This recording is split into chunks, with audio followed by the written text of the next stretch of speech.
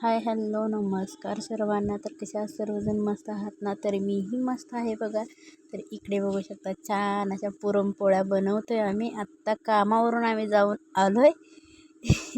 तरी आईला किती आनंद झाला आहे व्हिडिओ बनवत होती ना मी, म्हणून. कारण मी कॅमेरा सेट केला तिथेच, माझ्याकडे मोबाईल स्टँड वगैरे नव्हतं काही. तरी मी तिथेच आपलं तट्टीला कॅमेरा सेट केला. आई हुंड करून देते, मामीसुद्धा. आणि प्रिया लाटत होती, मला लावले होते भजी करायला. मावश्या वगैरे सगळ्याजणी पोळ्या करत होत्या, कारण आज आहे आई त्यांचा म्हणजे बेंदूर असतो ना. बेंदूर पुनवीला आमच्या इकडे सुवासिनी असतात मायाकाच्या, म्हणजे मायबाईच्या, चिंचणी मायबाईच्या. तर सुवासिनी असतात, गाणी वगैरे म्हणत होते सगळेजण. इकडे आहेत विलास मामा, तर ते तर खूपच गाणी म्हणत होते. आणि त्यांना सांगितलं होतं की व्हिडिओ शूट करायला लागलो आहे म्हणून ते लगेच बाहेर गेली. पण परत येत आहेत ते, येऊन गाणे वगैरे म्हणू लागत आहेत. तुम्हाला थोडीशी झलक दाखवते गाण्याची. तर पुढे गाणे म्हणतात. तर बघा इकडं म्हणजे भजी वगैरे करायचे, ते मला लावलं होतं तिकडं करायला. तर आणि दिवसभर काम केलं, दुपारी आलो, म्हणजे दुपारपर्यंत काम केलं.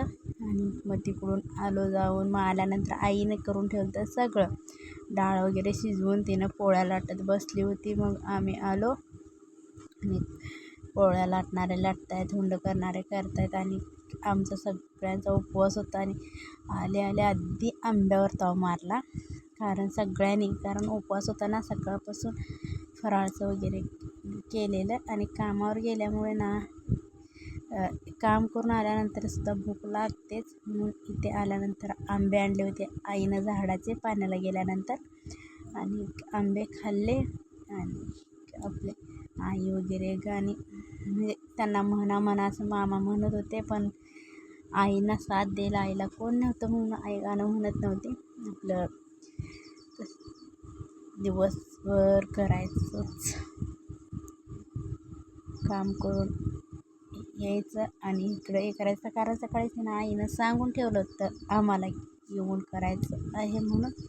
आणि माझा सार्थक तर आत्ता झोपला होता.